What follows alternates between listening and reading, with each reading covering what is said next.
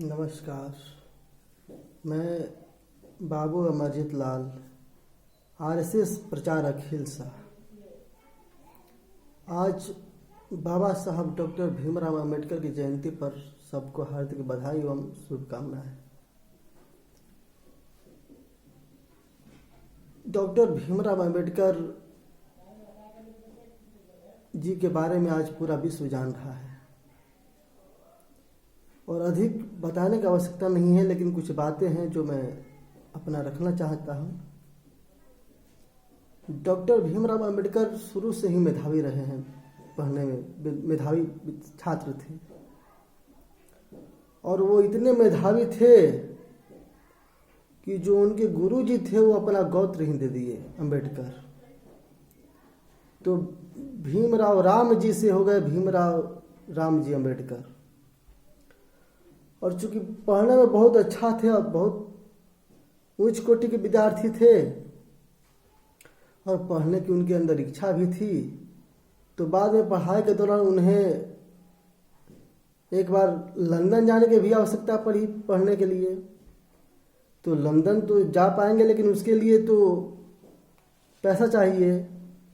तो उस समय जो बड़ौदा के राजा थे वो उन्हें छात्रवृत्ति दिए और छात्रवृत्ति के सहायता से वो लंदन जाकर के पढ़ाई भी किए।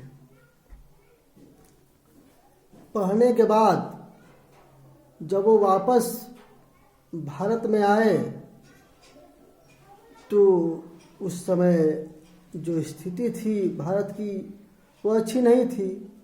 एक तो प्रशासन था, यानी दूसरों का शासन था अपने देश में, और दूसरी बात कि जो अपने हिंदू समाज के अभिन्न अंग हैं दलित समाज, वो अच्छी स्थिति में नहीं थे।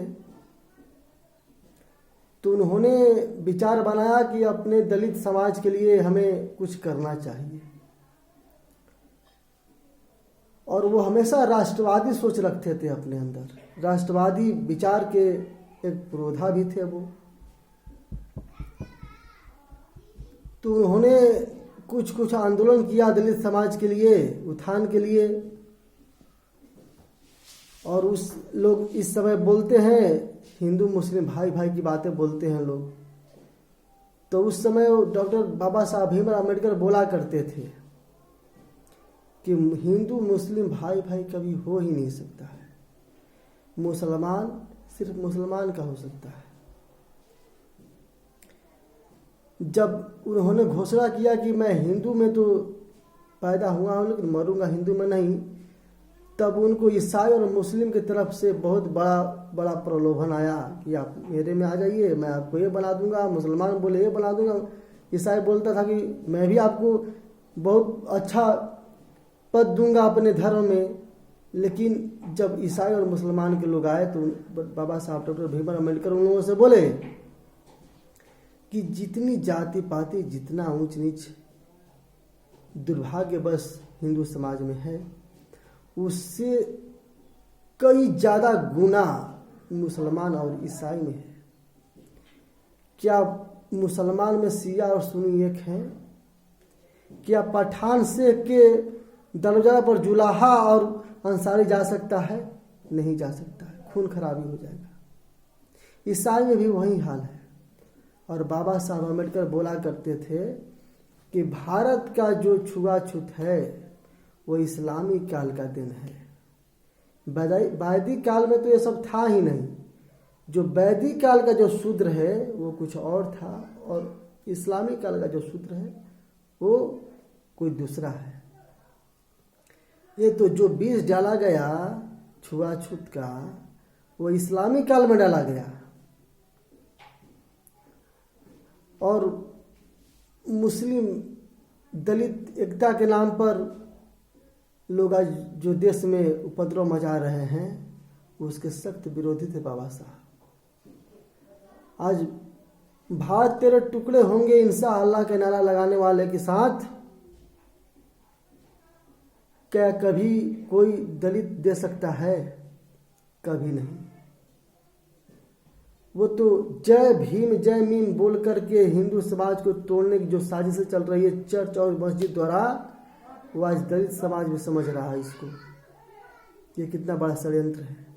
राजनीतिक स्वार्थ, राजनीतिक प्रलोभन के द्वारा जो विषमता हमारे समाज में आई, कुछ स्वार्थी पार्टियों के द्वारा, कि समाज भले टूटे लेकिन हमारी राजनीतिक सत्ता बची रहे, उसको लेकर के जो बातें आई वो भी आज पूरा देश समझ रहा है।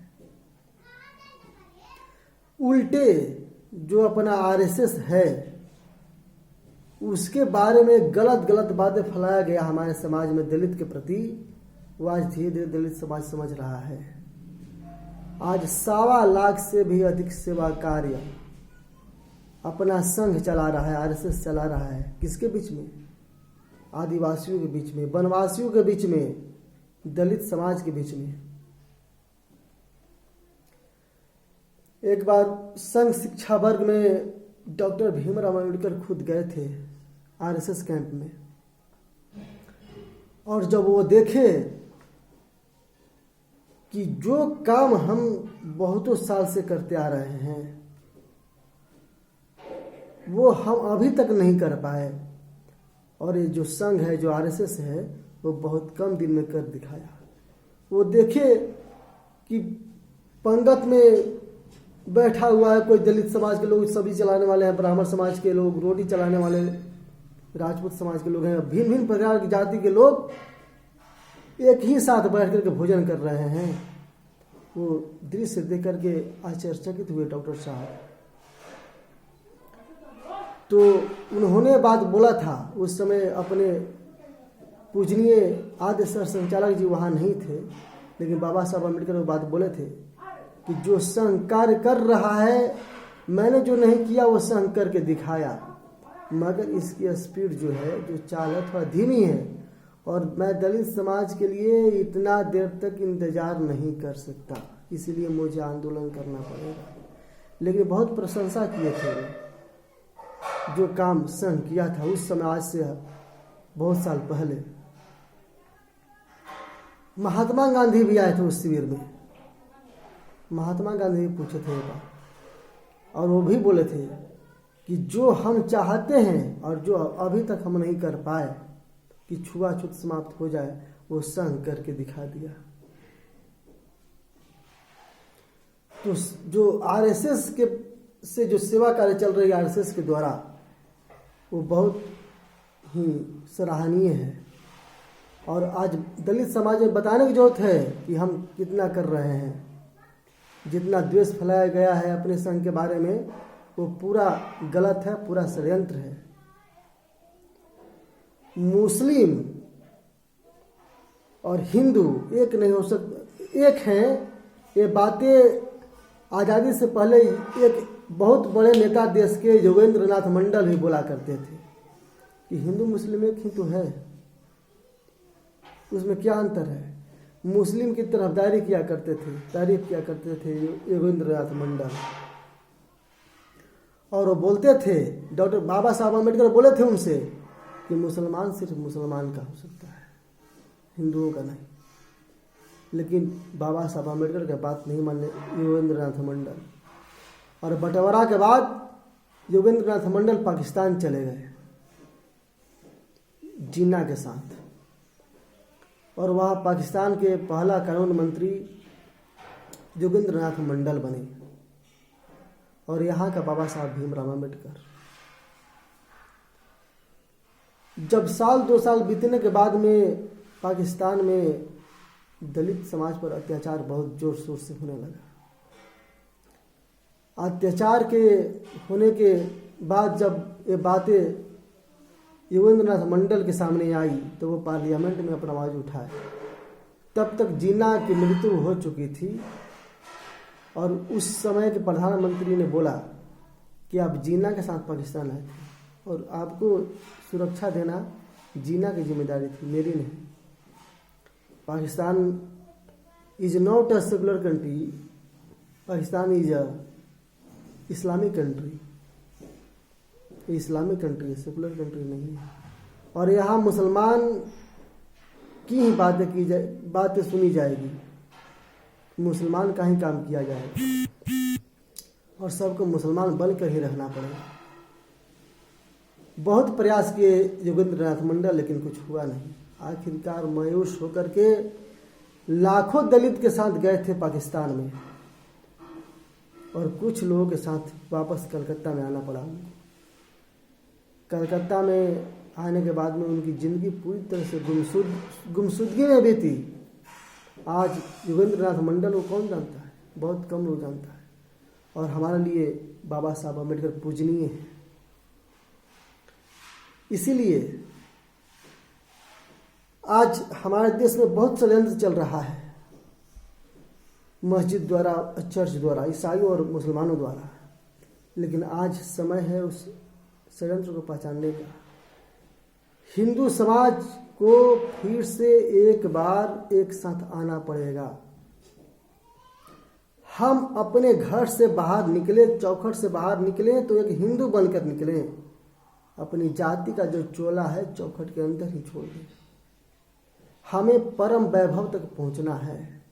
आज देख रहे हैं कि भारत के मान सम्मान कितना दुनिया में बढ़ा है और उसका सिर्फ एक ही कारण है। वो कारण है कि हिंदू फिर से एक होता जा रहा है और हिंदू समाज एक होता जा रहा है तो पूरी दुनिया के लिए एक किरकिरी बना हुआ है कि जब हिंदू समाज एक हो जाएगा तो फिर से भारत विश्व गुरु बन जाएगा। और हमें भारत को विश्व गुरु बनाना है तो सभी समाज, हिंदू धर्म के सभी समाज को एक साथ आना ही पड़ेगा। और एक साथ सभी लोग आ भी रहे हैं, लेकिन बहुत सारी षड्यंत्र चलेगा। उस षड्यंत्र में हमें फंसना नहीं है। सबको एक साथ आ करके हमें अपने देश को, अपने समाज को आगे बढ़ाना है। बाबा साहब का जो राष्ट्रवादी विचार था कि भारत संपन्न और समृद्ध बने, सभी लोग एक साथ आए, एक मंच पर आए, एक साथ हिंदू बन करके रहें, वो फिर से वो समय आ रहा है कि फिर से हम बाबा साहब के सपना को पूरा करें। और यही उनका सबसे बड़ा श्रद्धांजलि होगी, सबसे बड़ा सेवा वही होगा बाबा साहब का कि हम सभी लोग एक साथ आएँ और अपने देश को मजबूती के साथ इस पूरा विश्व में सबसे ऊपर परम वैभव की ओर लेकर जाएं। यही हमारा आज का विचार था। जय हिंद, जय भारत।